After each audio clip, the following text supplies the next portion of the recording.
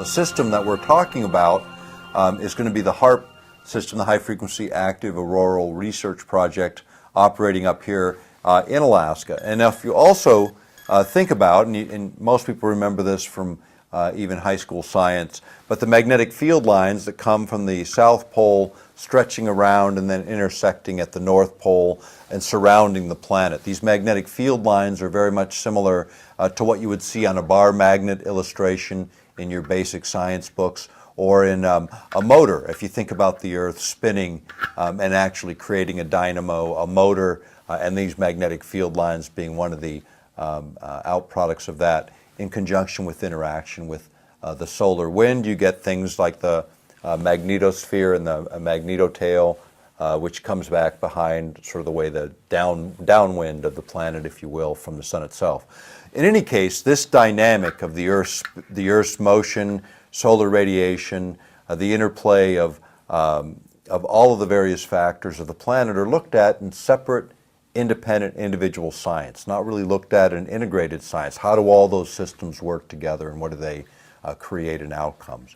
But as we look at HAARP, the primary idea is to affect this ionosphere and then affect these magnetic field lines. And ideally, you want to affect those magnetic field lines and the closest place to which they intersect the planet, which happens to be at the poles. And in the case of where Alaska sits on a map, very near the poles, the furthest northern territory in the United States, where you could locate a facility on U.S. territory that you could inject energy directly into the magnetic field lines of the Earth.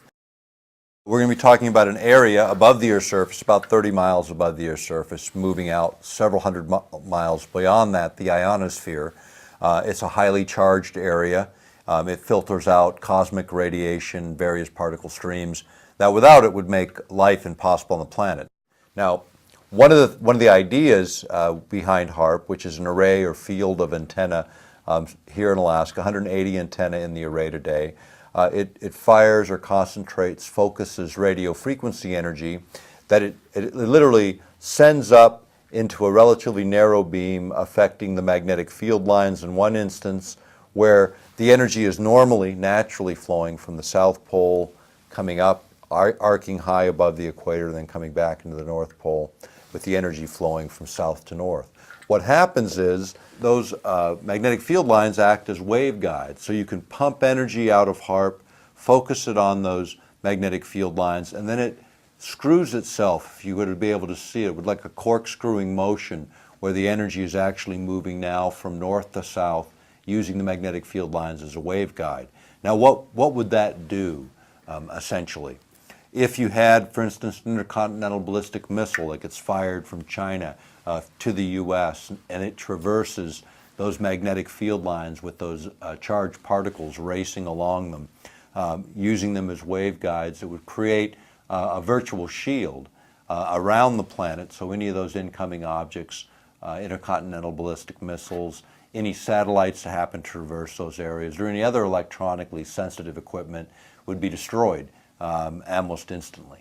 And so when you think about HAARP, there's a couple of ways to look at it. One is manipulation of those field lines, those magnetic field lines, which actually have been mapped. And if you look at some of the ways those are mapped, is barium particles are injected into the upper atmosphere and lower ionosphere using barium-laden rockets. What those create when you inject radio frequency energy is air glow, where you get this sort of light-up effect. So you can actually see this corkscrewing motion around those magnetic field lines and serving as waveguides. In fact, they did that test a number of years ago in Alaska, and they do these from time to time, just more or less illustrate what they think theoretically should happen is actually happening in place and at the time of the experiments. Now, HAARP as an array of antenna can be focused and concentrated. You got to think about this in a much different way than normally how radio frequency energy behaves. If you think about a radio broadcast antenna, broadcasting radio frequency energy, that energy dissipates or spreads out very rapidly from the point of broadcast, the antenna, out into the atmosphere. And the further away you get, the less dense, the less concentrated is that radio frequency energy, which is why radio stations eventually fade out over distance. On the other hand, what HAARP does is by firing this array or field of antennas, you imagine firing them in such a way as to create kind of a corkscrewing motion, a cyclotron resonance is what it's called, where that energy is then focused to a smaller and smaller area, and as it hits the ionosphere, it becomes concentrated. And think about that in the same way as light coming off of a laser versus light coming off of a flashlight. When you think about HAARP, think about it as a mechanism on the ground that's designed to interact directly or to plug into those magnetic field lines and actually then use the environment itself as part of the machine on the ground.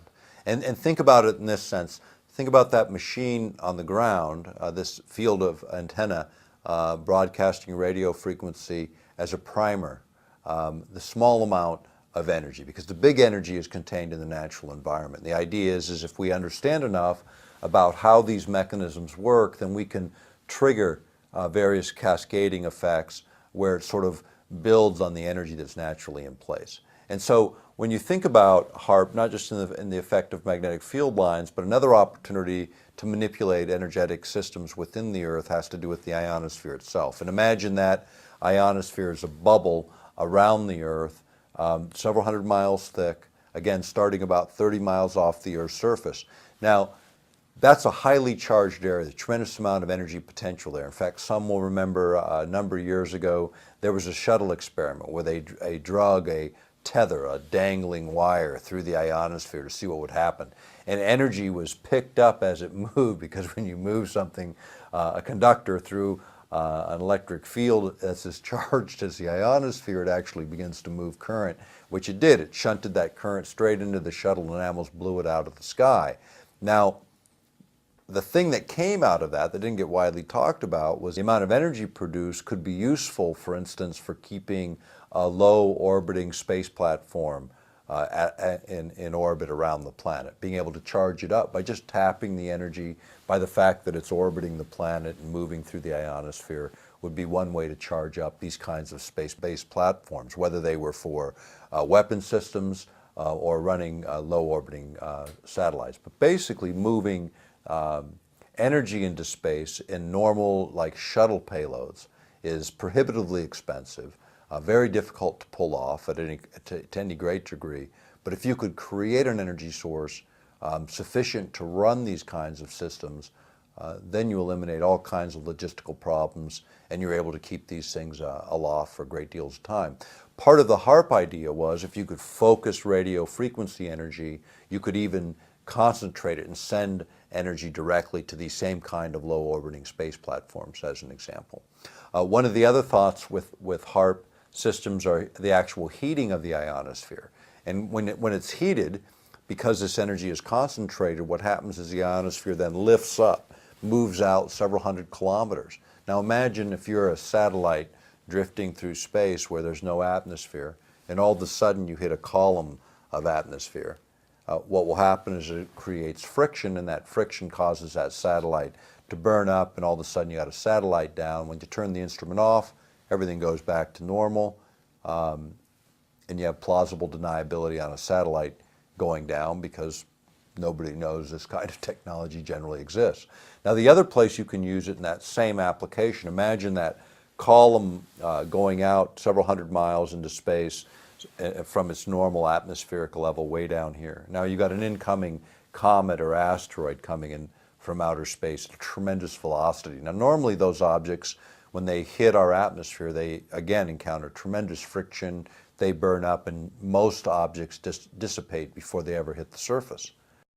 But big objects, the kinds of objects people are worried about, if you could, say, go from 30 miles of atmosphere to 200 miles of atmosphere, almost 7 times as much distance, and project a trajectory downward, what you're able to do in that instance is literally allow those larger objects to burn up way before they hit the Earth. In fact, the Strategic Studies Institute in London, in reviewing Soviet research on this very same technology, was suggesting that it could be used for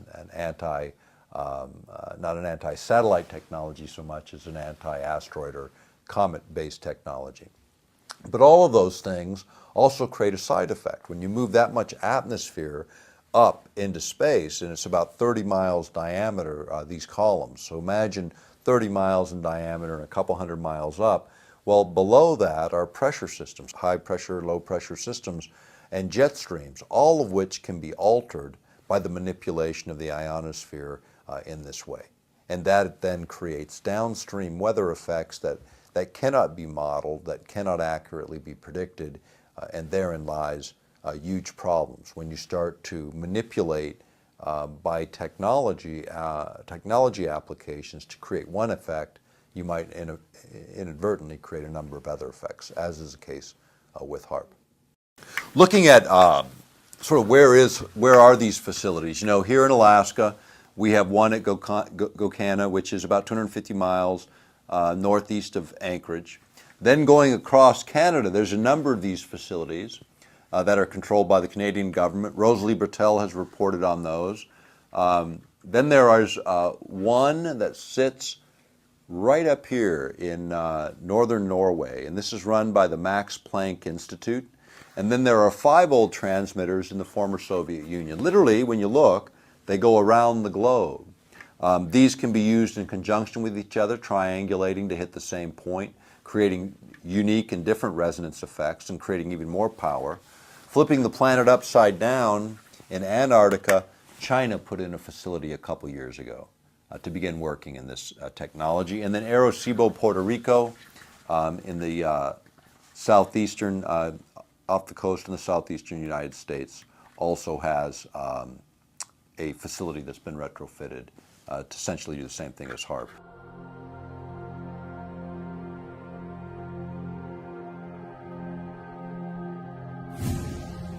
Ionospheric heaters, which are what these were previously called, actually originated in the former Soviet Union. People remember them from the 1970s when they created what was called the woodpecker signal, and it was exactly as it sounded. It was this weird static that was rhythmic and coherent, man-made. Ham operators picked it up all over the world, and because they could triangulate where it was coming from, they isolated the location of these 5 transmitters in Russia, or the former Soviet Union. And those transmitters were associated with health effects in Oregon, power failures in central Canada, and a number of other anomalous phenomena in the 1970s. And those were the predecessors of HAARP. It's the very same technology with a modern twist. The old transmitters would take 15 minutes to reset the frequency because you had to readjust all these antennae. Now, with HAARP, it's done in milliseconds by adjusting the software. So very efficient. You can change things. You can cause them to do different things. It's not a big project in terms of reset. And it's a small expenditure. I mean, HAARP they've spent $100 million on, which in military terms is like cab fare. You know, it's like it's not even cab fare. It's the snowflake and the pile of snow out front, you know, that we walk through in the course of all this. But when you look at the impact of each of these technologies that we've touched on today, it's not the same game anymore. These are earth-shaking technologies, the very technologies that will either transform or enslave.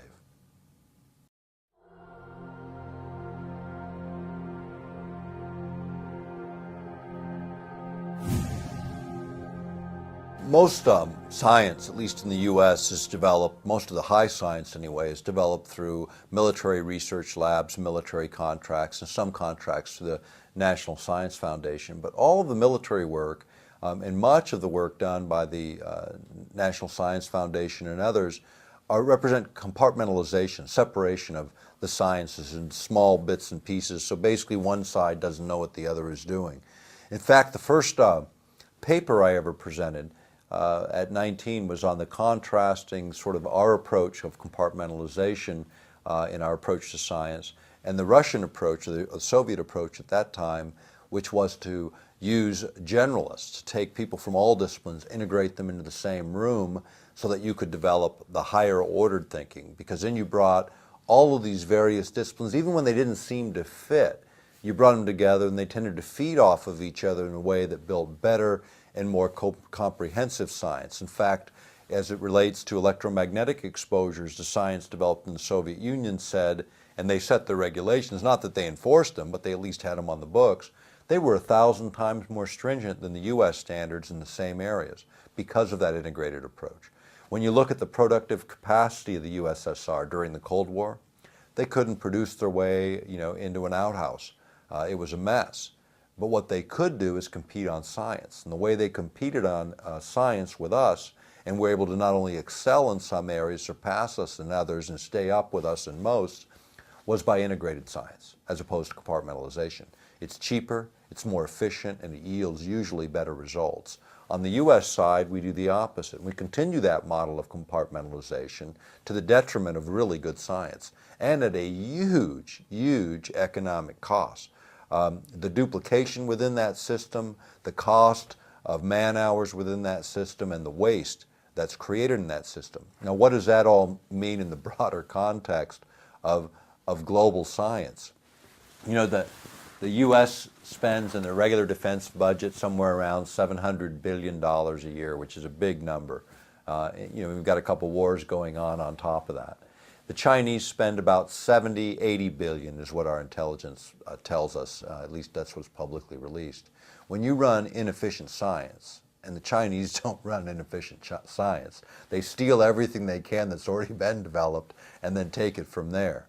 And they do it at rice bowl wages. They're not paying top flight scientists $250,000, $500,000 a year in salary and benefits. And they're not paying Davis-Bacon wage rates to build ships. They're building them for a bowl of rice. And what you get in China for 70 billion is what you get in the U.S. for probably far in excess of what we actually spend, because you can't measure it in dollars or currencies. You have to measure it in productive output. And what the Chinese are doing with their productive output is making sure that they can move millions of men and women in their armed services anywhere they want to put them on the planet. That's what's going on there. For every ship they build, we think about it because they actually build hardware and they build it faster than virtually anyone on the planet. And it's causing a lot of concern, because when you start to think about how does all this play into the geopolitics of the planet, climate change and energy and the issues that we've been talking about the last couple of days, they really do fit together. China is moving to energy independence. They're building a coal to liquids plant every 18 months from start to finish. They have so many planned online. Their objective is to be free of the West in terms of contributions to basic natural resources. And what are they doing with all the trillions of debt, U.S. debt, that they're collecting? What are they doing with all the dollars that they're collecting? They're going around the world. They're outbidding Western companies by outbidding us on mining opportunities, the venture capital opportunities, the rare earths and mineral opportunities, and all those plays all over the world. They're outbidding everyone. And why are they doing it? Why would you want to hold a bunch of U.S. paper right now that you know is going to be dropping in value? You're better off buying the commodities. When the market fell apart and copper hit $1.30 a pound, which was the lowest it had been in years, the Chinese bought more then than they ever bought in their history, and they bought it all the way up till it blew through the old record price by 10% while the economy is still in the toilet in the U.S. and Europe, and commodity prices are breaking through the roof. And all those investments those Chinese made with all those cheap U.S. dollars, well, they still had a little bit of value, and we all thought they were nuts for paying 10, 20% more than the market said those assets were worth. What a deal they made on all those commodities, not just what was already finished. And what does it mean? Just copper alone, there's 8 days worth of copper in warehouses in the world to fulfill 8 days worth of global demand right now today. That's how underproducing we are in that specific commodity. Zinc, nickel are in similar situations where there's very limited supplies on hand. Rare earths, it's even worse, and all of those are controlled by China. When you start to think about earth-penetrating tomography as a technology for locating underground mineral resources, as an example, oil and gas resources. Some of that technology was tested, and it was tested in over 20 states on a number of wells that were drilled by Halliburton back in the 80s and into the 90s. And what they looked at was using a very simple method of earth penetrating tomography. They were able to look and with absolute 99.9% accuracy, grade and quantity and quality of oil and gas layers through the earth, matching up perfectly against actual drill logs from when they physically drilled those wells using this type of technology. Now imagine, and remember what we were talking about earlier about the public owns energy resources in most instances. In Alaska, in all instances, are publicly owned. But if you could with certainty image the underground geologic structures and know exactly where oil and gas is, now you no longer have risk associated with the drilling activity, which is why everyone says, we ought not to be in the energy business. But when you can define where those deposits are, then you can maximize or optimize what you get on a lease, because now everyone has good information. People want to bid on that lease competitively. You're going to optimize the public's return on those resources. So using our technology for doing some things maybe makes a lot of sense, but there's lots of ways to do earth penetrating tomography and to identify those mineral resources and oil and gas resources. HARP is one of those technologies that perhaps we could use in this way.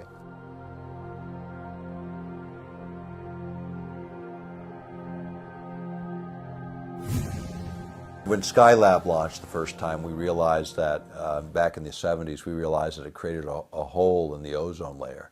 And everybody watched it, and they said, oh, after a few hours it all filled in and everything went back to normal.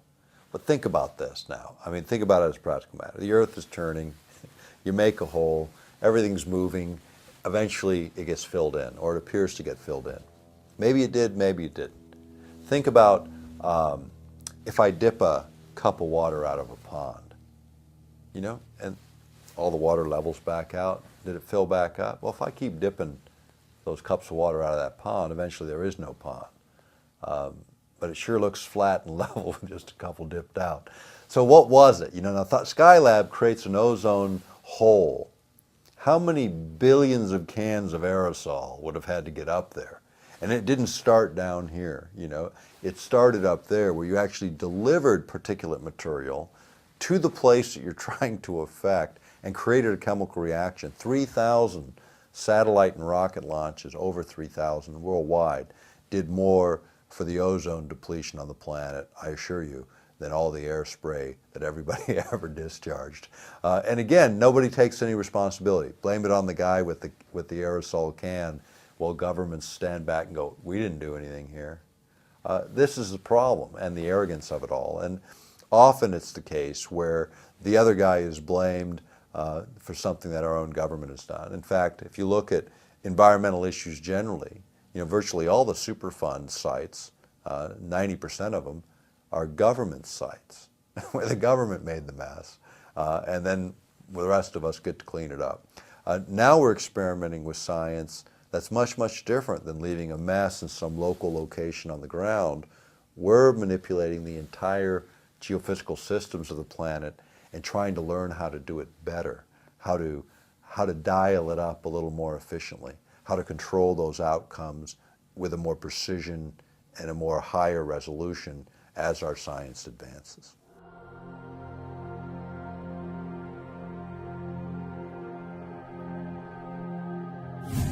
We've written the book Controlling the Human Mind, and we wrote and produced the video Mind Control, which Alex has carried for years.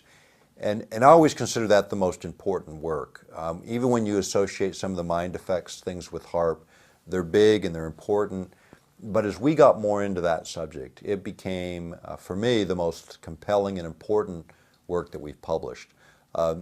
Because the idea of interfering with human consciousness, this idea of being able to interfere with free will, if you will, something that even God will not do in most religious traditions, interfere with free will, is now within the capability of man.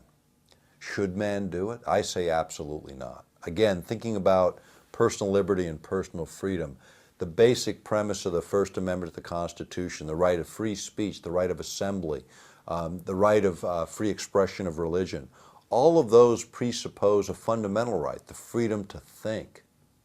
That's the First Amendment, because it presupposes all of that. Without the freedom to think, none of the other liberties matter at all. And this is the century that we're in. The CIA, actually the work in this goes before the CIA. You go back to the work at Harvard, work being done at the hypnotherapy labs at Harvard in the 1920s by a guy named Estabrook. And Estabrook had this idea that you could create what we would call today the Manchurian candidate, some super spy that would be pre-programmed to do destruction or gather intelligence, and if captured would have absolutely no knowledge of any of it. Well, he started this work in the 20s. By the 1930s, his work was classified. By the 1960s, the material he had published, he acknowledged that he created these super spies, that he spent 9 to 10 months, and 1 out of 5 people were subject to this level of programming, where he would subject them to 9 to 10 months of programming where he literally split the personality into 2 separate human beings within the same body, programming one to be the super spy where they could function in another country without detection, and if captured would have no memory of their true self. And yet when they returned to the United States, this altered consciousness could be re-triggered to remember everything they collected in the foreign country and their true self. The problem is you can't put Humpty Dumpty back together again. Once you fracture a human being in this way, you've effectively destroyed them forever. He believed this was a good idea, and he advanced this technology. And the same material that he published advancing the idea that using LSD to alter people's consciousness for mind control experiments was legitimized and reasonable and a good thing.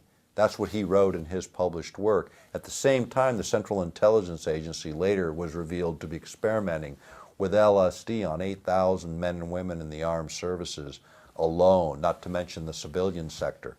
This came out in a congressional report that was on activities within the CIA right after Watergate. Remember Watergate, there's ex-CIA operatives breaking into this building for the bagmen of the Nixon administration. Well, there are no ex-CIA guys, number one, unless they're dead. And number two, the fact is when they got caught, what they got caught doing were mind control experiments. The church committees and the Congress actually heard the testimony as the CIA busied themselves shredding the documents because they acknowledged over 140 programs under MK Ultra and its sub-programs that were directly involved in the manipulation of human behavior using chemical means and electromagnetic means. And one of the organizations they worked through at the time was the Mankind Research Association, operated out of Bethesda, Maryland, which was a front for Navy intelligence organizations and the Central Intelligence Organization developing mind control technologies and an understanding of what those would be about. More than a Manchurian candidate, manipulating people over huge geographic areas for very specific outcomes. At the same time, they were engaged in a great deal of research on what they called paraphysics or parapsychology or ESP in those days. A number of those reports prepared as far as our analysis of Eastern Europe that were eventually released under Freedom of Information Act are posted on our website. And you can go and look there and you'll see hundreds of pages of these declassified documents. They're heavily redacted, lots blacked out, but you get a general sense of what we were doing. And here's what they discovered. And it's not in the published work. It's not in the other videos. It's not in that material. But here's the conclusions after all of it. And I met the Northwest field director, got to know him real well over the years, of the Mankind Research Association, the kind of stuff they were doing back in the 70s. And he kept his data. He's got a great box of data talking about all of these experimentations. And what they concluded was that A, extrasensory perceptions, these odd little things that people could do, were real. Not in all instances, but in enough instances to cause them some alarm, military planners. Because what also they discovered is that human beings generally have these innate capabilities that we used to call extrasensory perception. Some have referred to as gifts of the spirit. They come by a lot of different names. but what they are is natural attributes of what human beings are. We're created in the image of a creator. That means more than how we look. It has to do with what we are. And what we are very capable individuals. But in order to reach those higher capabilities, in order to reach those higher states of awareness, in order to actualize your full potential as a human being, you have to be able to slow the mind. You have to be able to create a situation where the mind, if you were to look at it with an EEG and look at the brain activity, you get very coherent, very rhythmic patterns, the kind associated with the emotions of love and empathy and compassion. Same kind of patterns show up. Higher ordered thinking is associated with these coherent patterns, these rhythmic patterns. Fear, flight responses, anger, hate, you get incoherent patterns all over the map at a higher amplitude, at a higher pulse rate that indicate agitation, confusion, the inability to think. What we do know is that in states of fear, worry, and anxiety, you cannot ever reach your higher capacity as a human being. So the easiest mind control technique, keep people in a state of fear and worry and agitation, and we're defeated before the first volley is fired. That's not what we need to be about. You know, when you think about it, when you're walking confidently, consciously doing what you know you're capable of doing, how empowering it is to step into each act that you take on as a human being in a productive and meaningful way, without fear, without worry. It's when your mind falls into what some call that zone that the athlete knows and the artist knows and every one of us knows in those instances where those sparks of creativity come through. That is our normal state of consciousness. If you were to look at it in the lower range of the alpha range where you are in that most creative mindset, you'd be between 7 and 8, 7 and 9 hertz, pulses per second. The planet naturally oscillates at 7.83 hertz, pulses per second. Isn't that interesting? Correlates perfectly with the ideal state for awake, conscious living when you're awake. And yet the fields that we surround ourselves with in this room right now, in every room where everyone's watching this because the power grid is operating at 60 hertz, 60 pulses per second, an agitating signal all the time in our background noise, if you will, our noise. Because think about it, in a crowded room, all the noise you hear and you're having a conversation with your friend, and you block out all that background noise. We do the same thing with electromagnetic fields. I'll tell you when you notice it. I couldn't use this analogy in Germany. I'll tell you why in a minute. But think about when the power fails in your community, when the power goes out, completely goes out, the power grid's down. Now everybody remembers it given all the winter storm activity. And the first thing you notice how quiet it is because the refrigerator's not humming along, the air conditioner or the heaters aren't blowing air around. The second thing you notice is how your whole body exhales as you relax. Same feeling when you come in from a hard day of work and you're wearing your insulated soles on your shoes, and the first thing you do is you kick them off and you come back into ground with the pulse rate of the planet and you relax. That relaxation is the silence. Do you know what the sound of being born into an explosion is? Silence. We're living in that explosion, in the fields that surround us every moment of every day. When I used that analogy this last year in Stuttgart, everybody looked at me like I was crazy when I said, you know when the power fails. It never fails in Germany. People with gray hair never remember a power failure since World War II ended. You know, I mean, we don't even think about that. I mean, you talk about the contrast in technology. I can't even use the same analogy in Europe because it doesn't make sense because their technology happens to run smoother. And we invented the power grid for all practical purposes. But again, you know, I say it humorously, but at the same time recognizing under all this are these very real effects that we have to recognize. So how do you learn how to control you? You know, people ask me all the time, you know, you talk about a lot of technologies, generate a lot of concern, some levels of anxiety. That's not my intention. My intention is to inform so we can begin to think about this stuff in a productive, constructive way and how we address it. But more importantly, the more important part of this message, and anything that I've said in the last couple of days, is about the fact that we are more than we think we are. There are no small things. There's only things that are undone. Each thing that we do as individuals matters. It matters a lot, more than you might even realize or recognize. And there are no small things. And what I do versus what you do, it's not a size issue. It's getting the work done. All of us have a sphere of influence, and we need to assert ourselves in that sphere of influence. What that means is it might mean that we have a conversation with our family or our close friends. We don't feel any anxiety having done that. When the anxiety creeps in, back off. Think about what you're doing. It should be like breathing if you're working outside of fear and outside of worry, and you're working in a way that is possible, where you acknowledge it's possible. Do what you know you can do to further your version and your view of the truth, and do it in a respectful way, and do it with confidence. And don't lift the burden if it's too heavy. There's someone else that'll lift it for you, or lift it with you. But do something in favor of what you believe to be right and true, whether it's on any of the issues we've covered today or on some other issue, but something that you care about and recognize there's a billion other people doing the same thing, and we're not waiting for an organization to form. We're already standing in it. It's called the human race. Participate in it.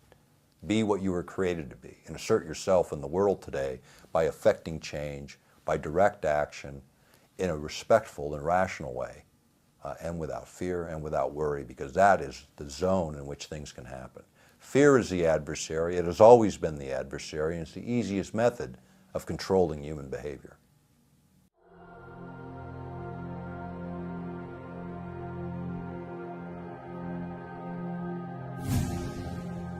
When you think of the whole 1984 scenarios, which I think are here now, I mean, certainly are here now on steroids. I mean, those guys are rolling over in their grave because it's a lot worse than they thought. Huxley, he wrote Brave New World, and the essay most people missed of his was one of the very last ones he wrote, which was Brave New World Revisited.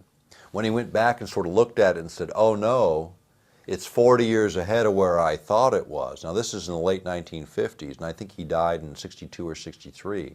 So the very end of his life, and the things that are the most important to read aren't what somebody wrote early in their career, it's what they wrote at the end, sort of how they evaluate. When I look at studying someone's work, I start with the last thing they wrote and work my way backwards, because there's the pinnacle of their knowledge. And Huxley's pinnacle of the knowledge was the last warning, the last shout in the movie theater saying, hey, it's 40 years ahead of the game, and it probably isn't going to be chemistry that does it. It's going to be something else. And it's the electronics of this century. It's the tools that we've been talking about misapplied to the population. Those are the things that are causing Huxley today to roll over in his grave, because even that warning was 40 years too old. I mean, that warning in the late 50s and his conclusion then was nothing compared to what has emerged in the 21st century and what came out of the last century. This technology to change not just our emotional states, but the way we perceive the world, already exists on the planet. New breakthroughs are being anticipated by military planners. This last year, 2010, DARPA let 2 contracts, University of California, for developing methods and means for creating electronic telepathy, where we can electronically transfer thoughts into the mind of another person in a way that they cannot distinguish the artificial from their own. Now think about that in the 21st century. If you can create a complete memory set, one of the stated goals of Air Force planners, to complete a complete memory set that you cannot distinguish the real from the fiction, is that the witness you want on your trial in the courts of the 21st century? The guy who can swear by that memory, and yet that memory is as false as a $3 bill. That's the technology of this century. It'll challenge the very institutions that we depend on for justice, for liberty, for freedom. Synthetic memory. It's being even played off in terms of Gulf War syndrome and in terms of the shock that people come out of the war with. You know, the shock, the fear, the memories, the post-traumatic stress syndrome that boils out of these war efforts. And so what are we hearing about? Ways to wipe the memory clean so people can forget all those bad experiences. Do they really go away, or do they just get driven deeper into the subconscious where they do their real work at breaking down the consciousness of a human being, where they can't get played out, they can't get worked out, they get suppressed, and suppressed conflicting ideas are the root to a lot of the psychosis we see in the world today. This is the solution of military planners. Wipe out the memory of the gladiator so they don't know what they did.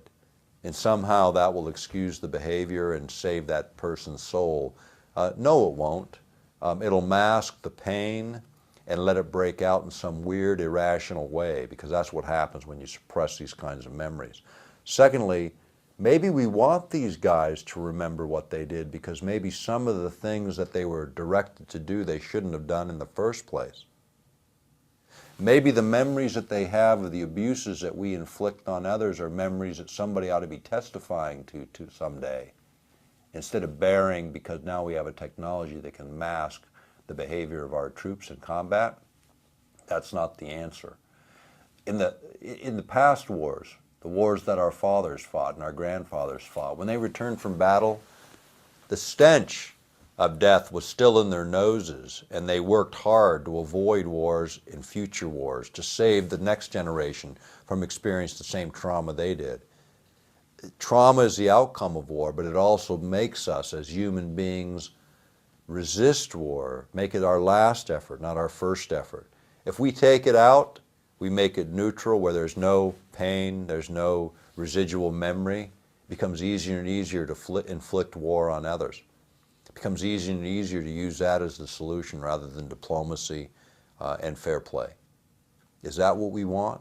Is that the reflection of American values we want our military, paranoid closet planners to engage in for us? Or do we want them to uphold the values, instill those values on the next generation of military planners, so that American values are what's projected to the world by our example, not by our hidden agenda?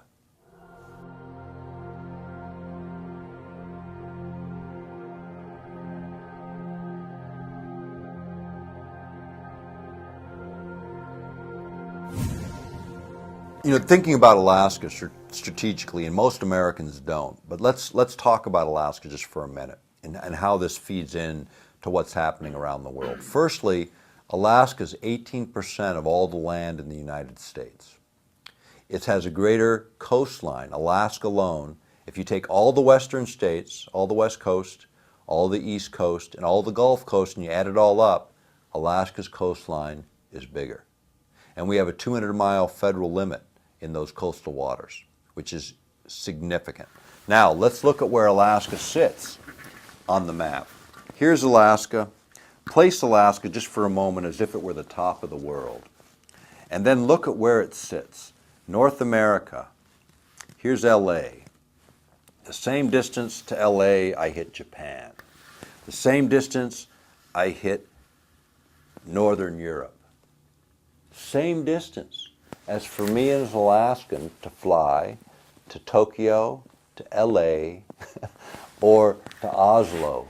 I can get there in virtually the same amount of time from Alaska, which is why Federal Express located their international hub in Anchorage, Alaska, and UPS put their international hub in Fairbanks, Alaska, because they could serve Asia, Europe, and the United States with the shortest distance between points hubbing out of Alaska. Now, if you think about it, the Aleutian chain, which actually, you can't see it so easily on this, but it comes down right to here, and here's Japan. Okay? So Alaska to Japan is this distance. Alaska, I don't even hit Seattle.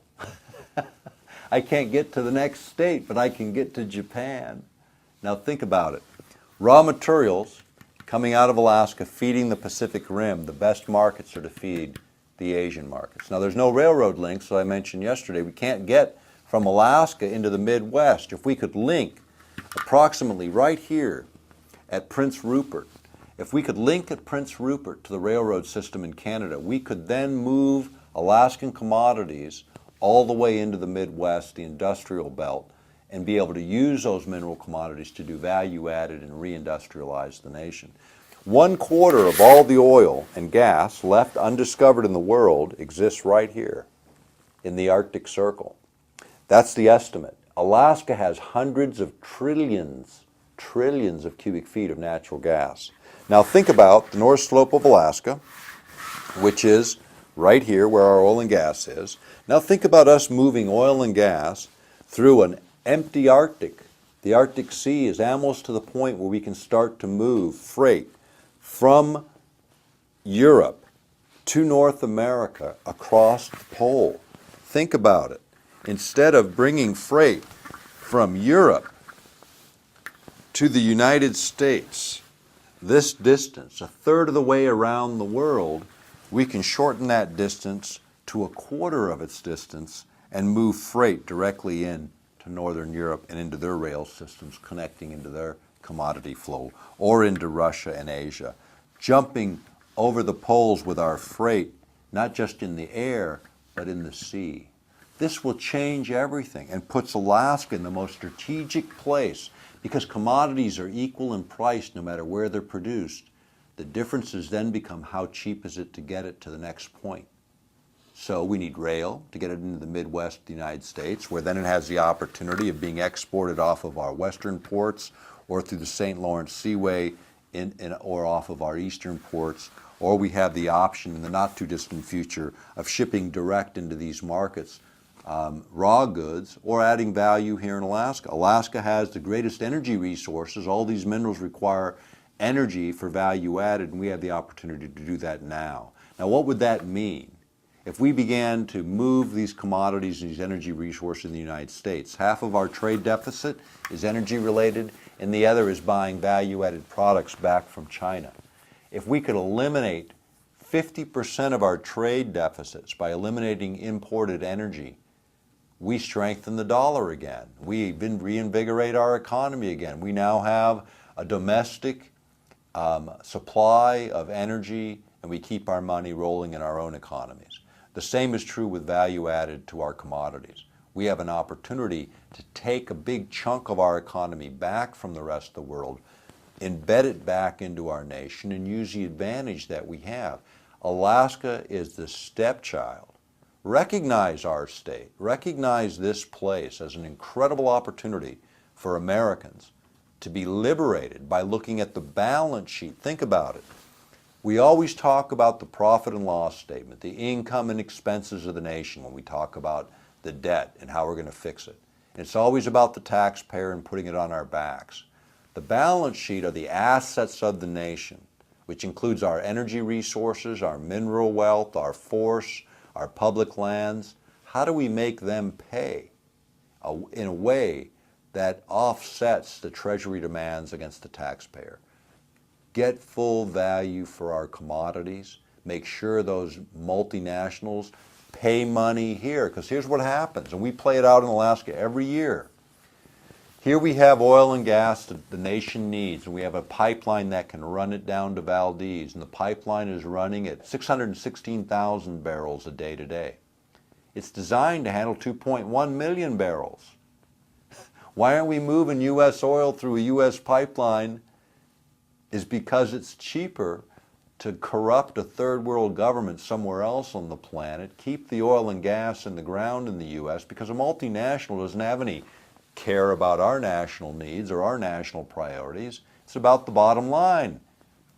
If it were a national oil company that cared first about the national priorities, then that oil and gas would be developed and be feeding U.S. markets, even if it cost a little more, because the offset is U.S. jobs, U.S. taxes generated, U.S. rollover in our economy of every one of those dollars spent domestically 7 times. A 7 times multiplier in the economy and the tax base when we spend money at home. That's the difference. Bring it back, because it's a domestic priority, not a multinational priority. Our domestic priorities need to carry forward, or these companies that are retaining these rights need to be put under performance. You know, these leases on the North Slope don't require any performance. They hold them, they pay the fee, they don't have to ever produce them. In Russia, if you didn't produce, you lost your right. Later they took them anyway, but at least they had the incentive. You're going to spend the money, you're going to produce these fields, or you're out of here. So they did. In the U.S., we don't make them produce anything. We just give them the right to tie up the public resource, call it their safety deposit box in our safe economy, because our men and women are defending this turf to defend them, to save their bacon after we're done trying to save it from whatever third world country they've corrupted. They always can come back home and produce it domestically. And by then, they've screwed us down so much on the royalties and taxes under the guise of, well, if it's not cheap enough, we'll do it elsewhere. We understand all that. We know how economics works. We know how capitalism works. But we also understand how our national interests work, and multinational companies don't, because they don't care. It's not in their self-interest to care. They're looking at the 6 billion other consumers that don't live here, who are their potential future markets, because this economy, from their perspective, doesn't have those opportunities. It's dead. They want to go where people are changing from bicycles to automobiles, and that's the rest of the world.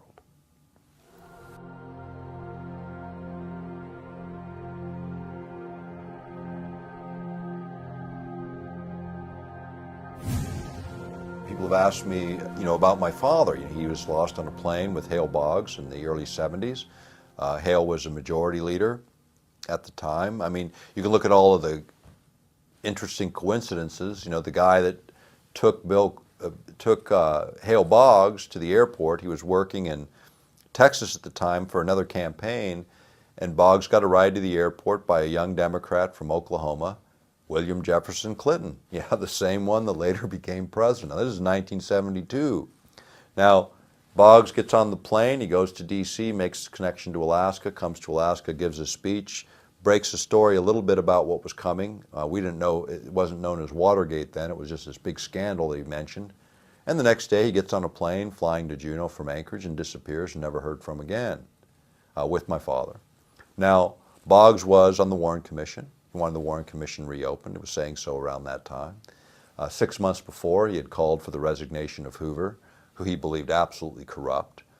Because of his own perversions, Hoover's, he used knowledge to blackmail the Congress. He had the inside track on every congressman because he had tapped their phones, intercepted their mail, basically violated all their personal privacy rights. And this was the leadership of the country, for goodness sakes. This is our entire Congress that he corrupted so that he could maintain his position in the FBI. Boggs wanted him out. Boggs came to Alaska. By then, Hoover was gone, but the plane disappears, the Hoover administration continues, the Warren Commission never reopens, and Watergate breaks 3 weeks later. October 16th, 1972, the plane goes down.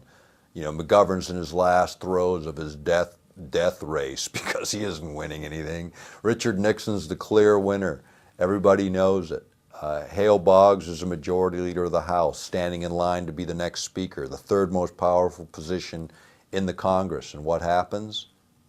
He disappears at the most critical time in our history. In fact, if you remember, what happened right after Watergate broke and then Agnew got bounced, as the vice president? Ford slid in behind him. Nixon resigns. Ford moves up. Ford pardons Nixon, and Rockefeller rolls in as the vice president. And then, if you remember, it was, I think it was Squeaky Fromm, wasn't it Squeaky Fromm? It was one of the Manson girls that takes a pot shot at Ford to knock him off because she wanted him dead, and who would have been president? Rockefeller. Now, isn't that interesting? Talk about conspiracy theory. How about conspiracy reality? That's how it played out. Everybody's forgotten it. If you're not 50, you don't remember. But a lot of us remember when all this happened and it played out. Now, Boggs is off the scene. Carl Elbert is the speaker. Carl was an alcoholic. I mean, he's come to my house all the time, talk to my dad. The guy could barely sit on a bar stool, and he was Speaker of the House. You know, those were the days when you got stopped by the police for drunk driving, and they said, hey, drive on home and sleep it off. You know, it was a different world in a different era. But Carl Elbert was not in a position at that time to step into the President of the United States. What I think would have happened had Boggs lived, Carl Elbert would have stepped down, Boggs would have stepped up, they would have got rid of Agnew and Nixon at the same time, and the third in line to be president would have been, and that would have been Hale Boggs, and the whole game would have changed in this country. And personal freedom and liberty would have been restored then, instead of going into disrepair even further now. Now, Dad brought Boggs to Alaska to campaign. Dad had that campaign in the bag. He brought him here to show him, to talk about the same issues, many of the same issues that we've talked about over this video. The idea that Alaska has this tremendous potential for the United States that ought to be realized. This was right before the native land claims, the biggest settlement in indigenous history in the United States. As a freshman congressman, my dad got passed a 44 million acre land transfer to indigenous people intact with mineral rights, oil and gas rights, energy rights, timber, surface estate, water rights, everything intact. And they moved that over along with just under $1 billion in 1971, the first year he was a member of Congress as a freshman. Now, people say freshmen can't get anything done. I know personally they're wrong. My brother Mark is a freshman senator, 2 years in the job. He's the fifth ranking Democrat in the U.S. Senate and the only member of the U.S. Senate without a college degree. He did it in 2 years because he knows how to work hard, stand for something, and do something. Now, Mark and I don't agree on everything, as brothers never do, but I can tell you this. He's as committed to public service as I am. We have a different way of expressing it. But his risk at getting something done is as greater as they've ever been. You know, when you think about congressional deaths, you know, you think about my dad's, what happened is they found out in 1993 through FOIA requests that the military actually knew that my father or somebody at that crash site was alive. 2 people were alive, according to the FBI records that eventually got released. 2 people were alive at a crash site that has never been found. Crash site's never been publicly identified, nor has the people who were alive at that site. Lost in the shuffle of bureaucracy.